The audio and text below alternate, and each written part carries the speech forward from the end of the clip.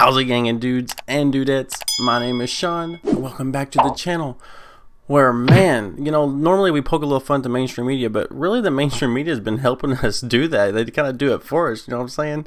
Okay. So, yes, I did say dudettes, you know what I'm saying? Can't have the Karens coming at us. Got to have that inclusivity, you know what I'm saying? I'm a conservative, and I've learned, you know what I mean? There's a lot of progressive on the channel. Come on, guys. See how reasonable I am? Anyways, go ahead and smack the like. Pour some gravy on that like button, you know what I'm saying? Because we have to let people know about this, because guess what? A newspaper from Elizabeth Warren's state just endorsed Andrew Yang for president over her. That is awesome. So, two local newspapers from Massachusetts, wow, from Massachusetts have endorsed entrepreneur Andrew Yang for Democratic presidential nomination, despite one of their state senators, Elizabeth Warren, remaining a strong contender in the race. Well, we've seen the stats yesterday, and she's kind of plummeting down from, what was it, like 20% down to 11%, and Yang is just steady rising. So he's not running away with the nomination or anything like that. Don't get me wrong, but he's peaking, you know what I'm saying? He's peaking at the right time. Anyways, the Lowell Sun and the Sentinel Enterprise. Maybe anybody living in these areas might want to, throw them a subscription. So, which are both owned by Media News Group, published a joint endorsement of Yang on Monday, praising him for his willingness to reach out to all voters. That's right. I've been saying this so much that Yang really does have the propensity to take the left and the right and mold them together. He keeps doing that. There's so many former Trump supporters coming out from Yang. I'm a conservative myself. There's many progressives. There's people in the middle. There's libertarians. There's communists. There's socialists. There's far right. There's so many people in this coalition, because it's not an ideological driven movement, it's a data driven movement. And that's why he slammed Tom Perez the other day, Yang did, for saying, why wouldn't you want to have a debate with Fox News? That's reaches the other half of the people. If you can even pull 1%, 2%, 3% of that electorate over to your side, that's a good thing, right? So anyways, I don't want to get off too off on a tangent here. Let's continue. The Massachusetts newspapers, which are published in Lowell and Fitchburg respectively, argue that Yang, similar to Trump, would disrupt the political status quo, but would do so like a nimble tech startup, not a wrecking ball. That's right. While Bernie Sanders, as much as I like him and respect him, and there's some Bernie bros on this channel who keep up with the Yang, and we appreciate that, but at the end of the day, Bernie's real only flagship policy is a Medicare mandate, socialized Medicare, and that's not really popular with a large portion of the electorate, you know what I mean? So even if he becomes president, would you be able to get through a Senate, a Republican controlled Senate? Would you be able to do that? I don't know. It's, and the good thing about Trump was he was a monkey wrench in the political system. It threw the establishment into chaos. Out of all the bad stuff and a couple of decent things that he's done, and all the bad stuff, that is one of the pluses that, America did show the establishment that you aren't in control. And we could do that again with Andrew Yang. He's not had a single vote cast for him in his entire career. That is unprecedented. That is a normal person in this great melting pot that we call America, rising from humble beginnings to something. That is crazy. And okay, so let's just continue the article before I get too far into it.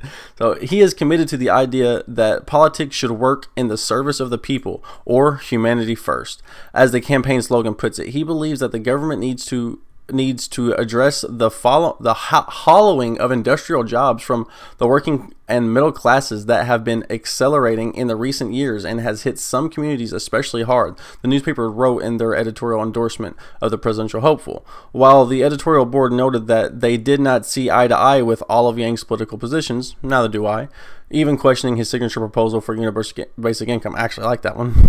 They also noted that his ideas are bold. More importantly, at least in 2020, Yang brings a youthful energy and fresh approach to the race. He represents the best in America, thoughtful and optimism, the article said. The newspaper praises Yang for talking to the media from across the political spectrum while lamenting that other candidates had joined the cancel culture. That's right. Bernie Sanders keeps folding with like the Cenk Uygur endorsement and stuff like that. And right now they had Project Veritas going after the one guy who's like a really extreme socialist and just making Bernie look really bad when he already, has that socialist thing holding against him.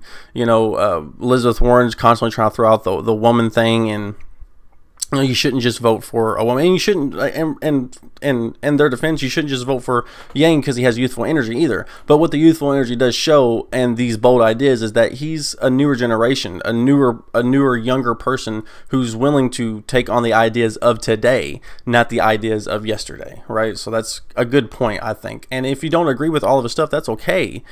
You just have to look at all of his other hundreds, so many, not really hundreds, but you know what I mean, so many policy positions. And does all the good outweigh the bad? Yes. You know what I mean? He has pages upon pages upon stats on his, yang2020.com. Go check it out. So many stats and policies.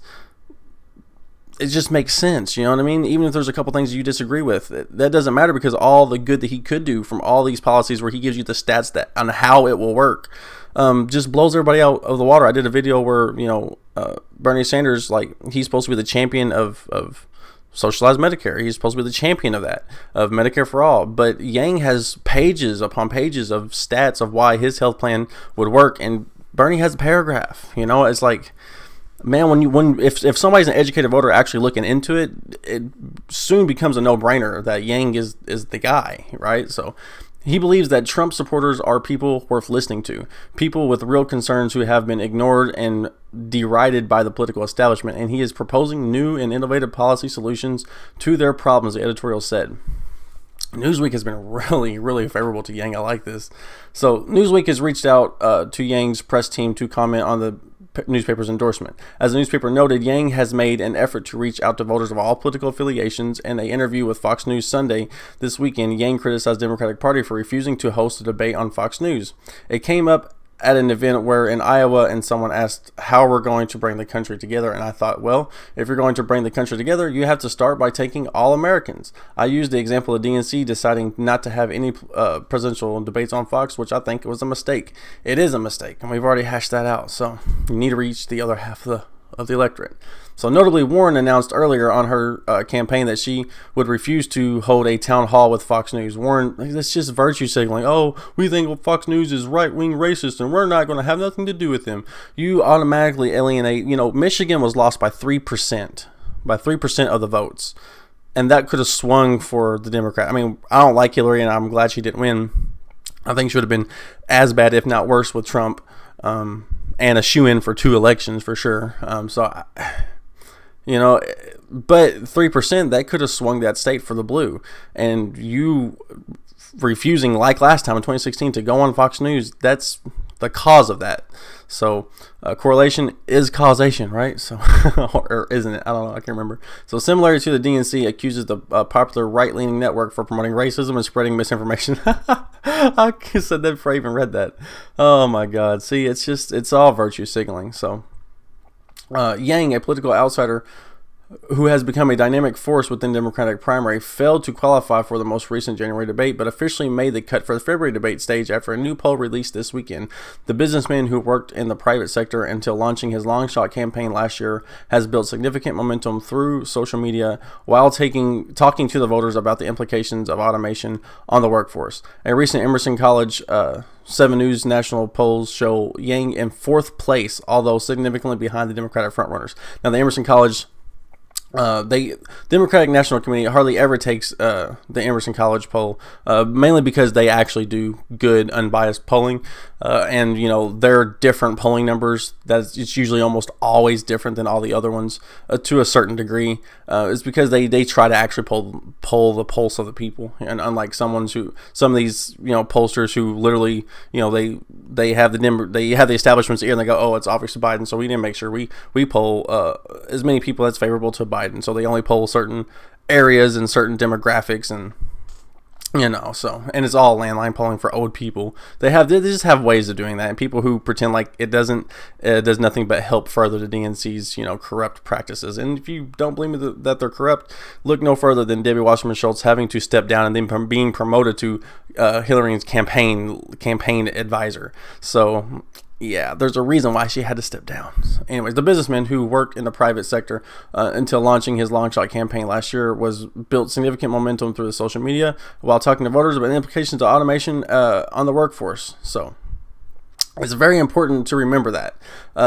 Automation, you just go look at Walmart. Just go to Walmart right now. There's half of the registers are never open. If sometimes it's 2 or 3, and everybody else is just standing in line waiting to feed money into this machine. And for every one of those cash machines, those self-checkout lines, that's 2 or 3 workers, or at least a day and a night shift that doesn't have a job anymore.